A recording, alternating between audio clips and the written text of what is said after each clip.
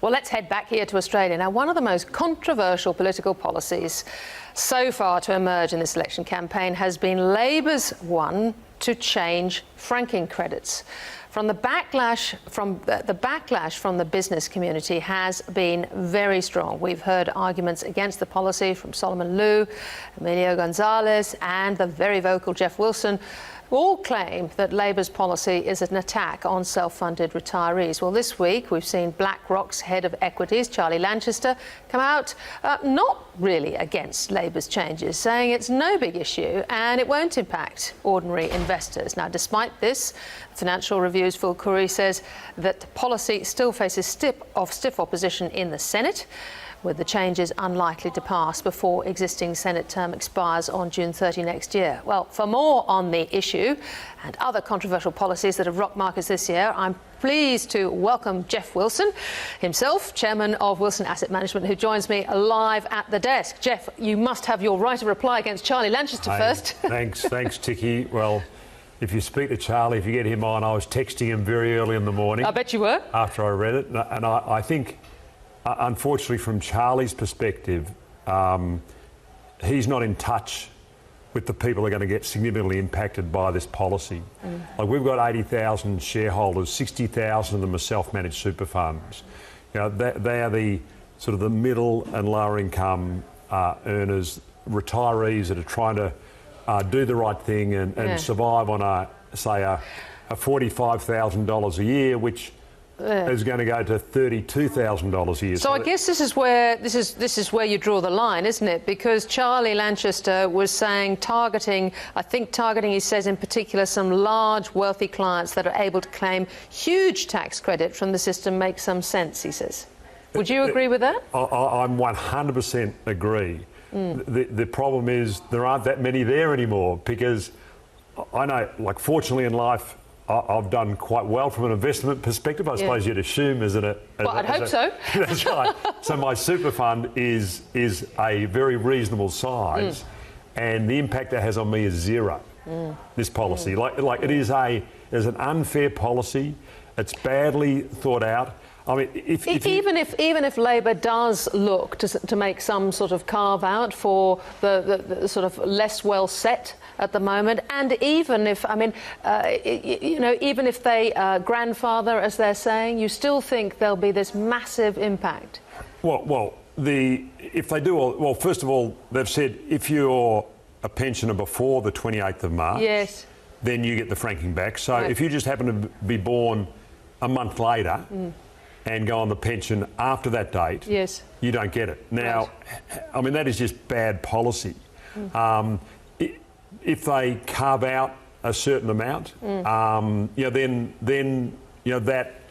Let's look at how you apply that. The problem is where you draw the line. Well, where do you draw the line? And if that's, I mean, the conspiracy theories are saying they're trying to drive people out of the self-managed super funds, which Paul Keating put together, and I was talking to a gentleman who sat with Paul Keating and devised that system. And the reason Paul Keating did that, he wanted another pool of capital. Have you spoken to him? Do you know what his position is on this? No, I haven't. No, but I've spoken to someone who put the tax together with Keating.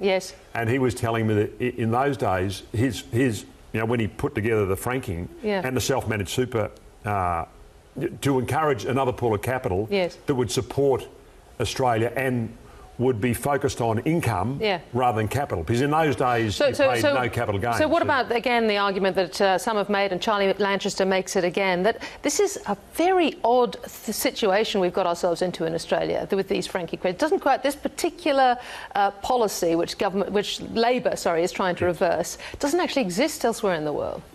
To me, is that a bad thing? Everyone has different policies. Like, we haven't had a recession for 26 years. Is that a bad thing? I mean, it's quite a good thing. But on the face of it, were our super system not sort of geared to having this thing in place? If we could start again, would we do it, really? Would we have this particular... Well, I mean, to me, isn't this system incredibly fair? So the whole idea was to reduce double taxation, and isn't that what it does? I mean, the franking system, I think there's 5 countries around the world that have franking systems or similar. I know New Zealand's one, but that's done at the company level. Yeah. So you actually don't get the refund. But this is, I was going to say, this is where you're getting credits for not very much. Yeah, go on. But you actually don't get that situation in New Zealand because they actually, you're on a different rate. So what are you doing with your, because obviously this is impacting your LICs quite dramatically. Will you convert them into trust to try and get around this? I mean, that's a simple process, that can be done. Would you need to feel you need to do that if that's... Well, first of all, Labor needs to win. And I know, the odds are Labor will win. And to me, this could be, I mean, if Shorten loses this election, he loses the unlosable election. But we saw that with Houston. But equally, there are other things going on the corporate side of the market. I mean, there are a lot of big companies which are responsible for paying, the lion's share of dividends in this country, who are preempting this and who are looking at share buybacks and trying to solve the problem that way. Well, or to pay out the franking now. Anyone who's got excess franking, and we saw that with BHP, and you'll get more excess franking paid out because they're worried. I mean, it was interesting. But won't that solve the problem largely? Well, only that just gets the backlog of franking that's in the system out into the shareholders' hands, which is where it should be. But in terms of going forward, it was very interesting. The article, as you said, Phil Coorey's article in front page of the Fin Review the other day, is it wouldn't get through the Senate, and. I mean, I know there'll be a slight change in the Senate at this next election, but it wouldn't surprise me if it gets blocked in the Senate. And then, mind you, anything can happen. Anything can happen. I'm not making it. Now, interesting, though, that Macquarie Bank analysts have come out today, and they're actually all tipping that a number of sectors will suffer under Labor. Banks, property, builders, health insurance and energy. Do you agree with that? 100%. I mean, what concerns me... Well, first of all, just finishing off on franking credits. To me, this very much reminds me of the mining tax. It was badly timed. I actually thought it wasn't a bad tax, the mining tax. It was just badly put together and badly timed. And the money that it said it would raise, the $5 billion plus a year, it never did. I think it raised $126 million in the first 6 months. And I think what they think they'll get from franking, everyone will change their behaviour. So the money they think they'll get, they won't. And then on the other side, you've got this spending. But I think that's what Labor's looking to do, isn't it? They're looking to change people's behaviour. And if you take negative gearing in the property market, there's John Simon saying negative gearing could tip Australia into a recession. Now, Chris Bowen would say, well, that's incredibly irresponsible. We're actually looking to reform this sector. Yes. The thing is, it's always how you do it, isn't it? And with the franking situation, you've got people that have, for 17 years, have lived their life a certain way, and effectively overnight, they're going to say, look, how you live, we're going to reduce your income by 30%, which is grossly unfair. But in terms of the tipping Australia into a recession, my view is, if Labor win the election, things are slowing down anyway, and globally, I think that's what the markets are telling us. Do you think that's bad enough? If Labor gets in, that in itself could deliver a recession. Is that what you're saying? I think there's a high probability. And that's because of negative gearing, franking credits, the impact on the energy sector with bringing in a national energy. We're heading that. We're heading in that direction anyway. I mean, global markets are telling us, they've fallen. All the leading indicators in the US seem to be showing that things are slowing. And what about the impact of the Royal Commission? Yeah, well, that's right. I must ask you, what did you think of Lindsay Maxted, in fact, Westpac's performance at the AGM yesterday, and the way that, it's been written up that really, perhaps the board just don't get it. They haven't got the message really about a first strike on a big bank remuneration report.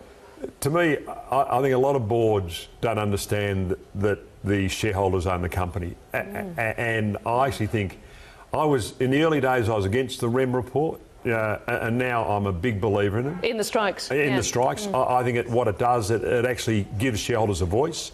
And if you look at the list of who has had strikes, boards have to pay attention because they're only there because the shareholders want them there. It's not a directors' club. All right. So to me, they should get beaten over the head as much as they can. I can sit and talk to you for hours, but I must ask you one thing. We're heading into the ALP conference this weekend. Now, the other thing that some are bringing to the table is the idea that for-profit funds, retail funds, should actually be banned based on what happened at the Royal Commission and the revelations about profit gouging. What do you make of that? I think that is a bit extreme. You know, I suppose regulation. I'm a believer in that don't over-regulate, and in theory you want entrepreneurs, you want small businesses, you want people. And these big industry funds need competition. 100% they need competition. Yeah, and effectively competition, enough competition should keep everyone honest, and that maybe is a problem with the four-pillar policy.